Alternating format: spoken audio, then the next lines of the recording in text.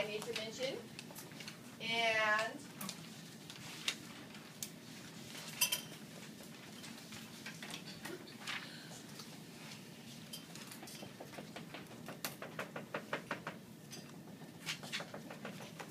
so this area in yellow I've showed as a dotted line because it's this area right here.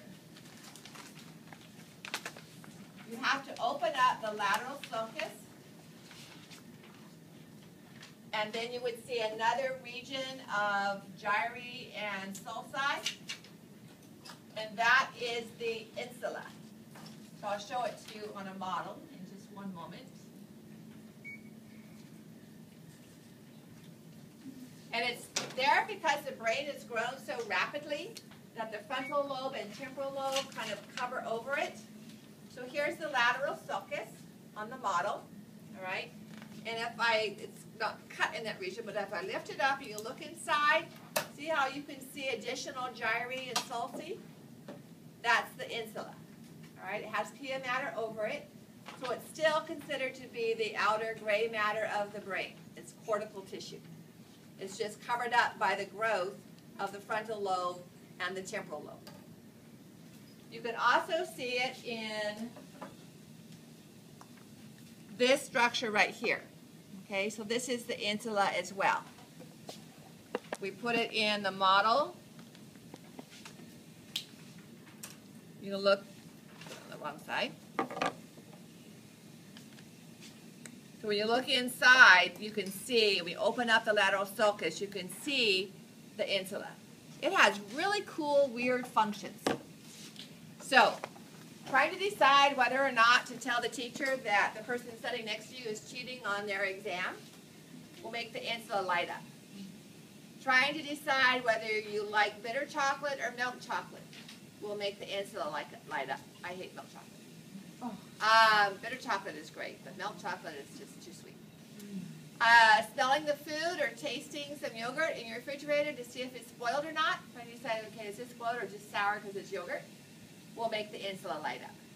Okay, so it's these weird kind of judgment calls that occur in the insula.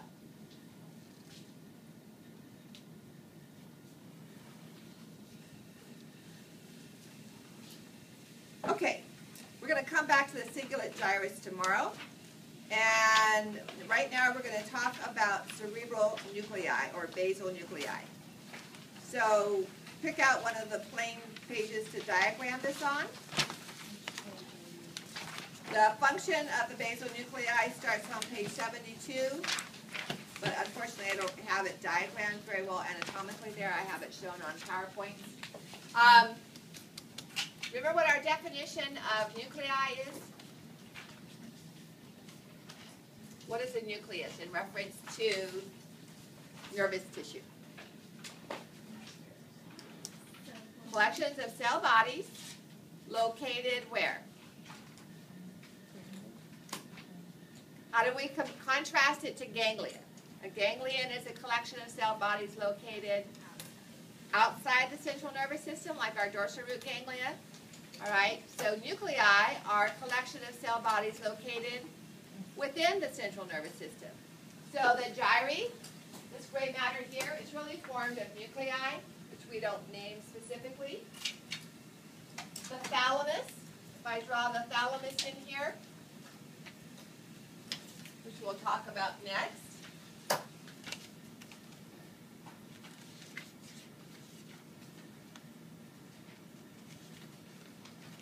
These fibers actually don't pass through the thalamus. So the thalamus is a collection of cell bodies within the brainstem, and we'll describe additional, that's what we're going to move into next, to are islands of gray matter, clusters of cell bodies within the brain. So we call them nuclei. The old name used to be the basal ganglia, and obviously that's inappropriate because they're inside the central nervous system. Okay? So I am going to clear this diagram. If you want to redraw it, that might be easier for you, because I'm going to erase these nerve fibers. So you can just redraw the coronal section.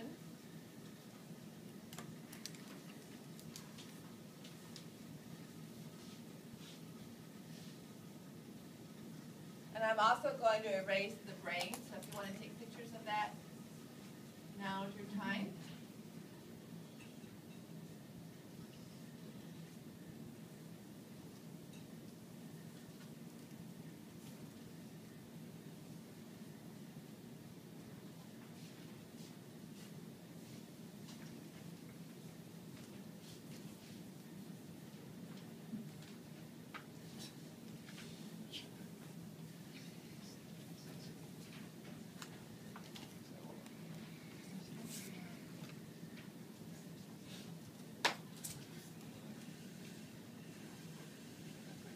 Okay?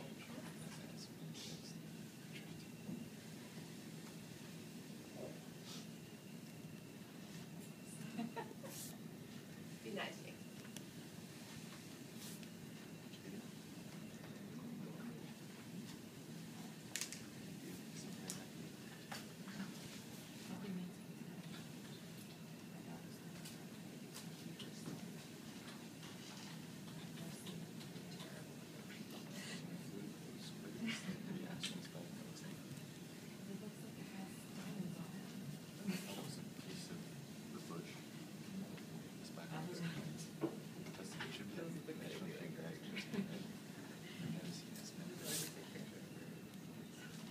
Okay. May I?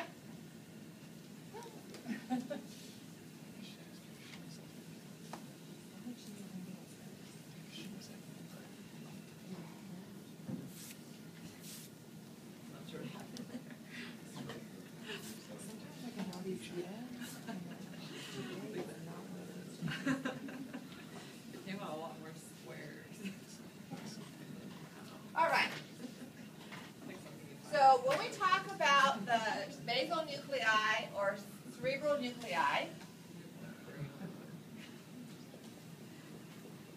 the major function of these structures within the brain is to suppress unwanted motor movement.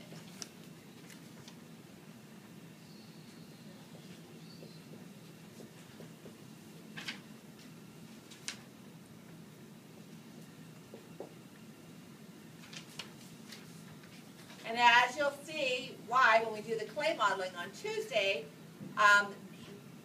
this starts getting complicated because we're looking at structures deep inside the brain. So I'm going to draw a couple of views of this to help give you an idea of what we're looking at.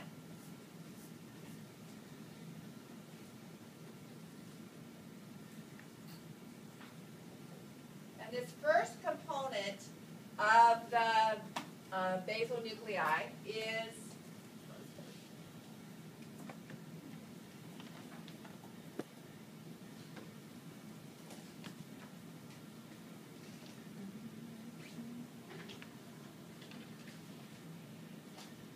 known as the caudate nucleus.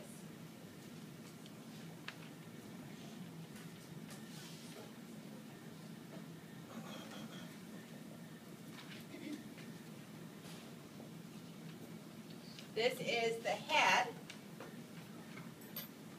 of the caudate nucleus.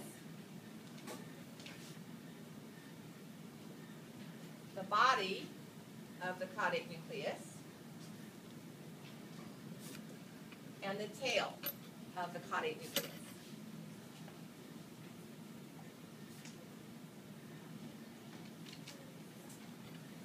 It is lateral in the brain. Okay? So medial to the caudate nucleus is going to be the thalamus. So we would have another caudate nucleus over here. In the other hemisphere of the brain. And between the two structures, you would see the two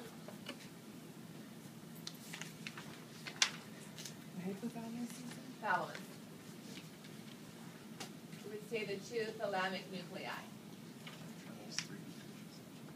However, between the thalamus and the caudate nucleus, we have additional components of the basal nuclei, which are the lobus pallidus,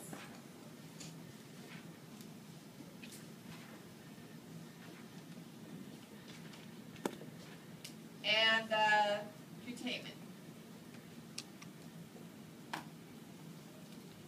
These two structures together are known as the lenticular nucleus or lentiform nucleus.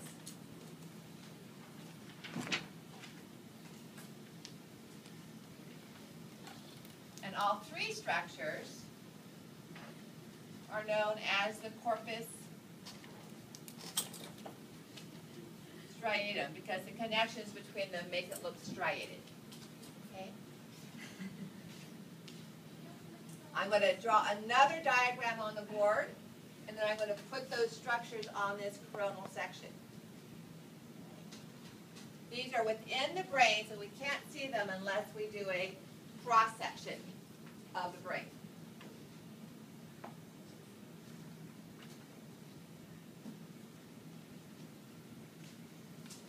So now I'm going to rotate this image and bring this out. So we're looking more at a sagittal, a lateral view, a sagittal view. Okay, this is kind of, this would be the front and this would be the back, so it's kind of going into this, into the whiteboard a little bit. What does this remind you of in shape? The lateral ventricle. Excellent. Because the head of the caudate nucleus is pushing into the lateral ventricle. We look at the lateral ventricle, it bulges in here. And that structure, that solid structure right there is the head of the caudate nucleus. So it fits in there like that. Okay? So this view of the coronal structure of the brain is kind of midway back. It's back here. All right? So when we look at this view,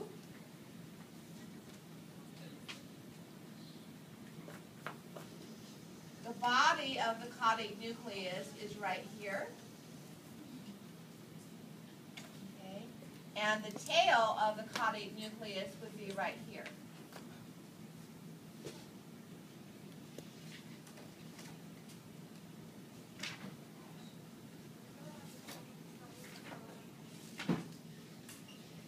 Tail is in the roof of that inferior port.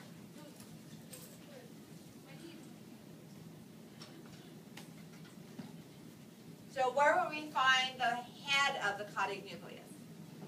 Will we go forwards or backwards? Forwards. Okay? So in our cross sections, and you have photographs of these cross sections in your lab packet,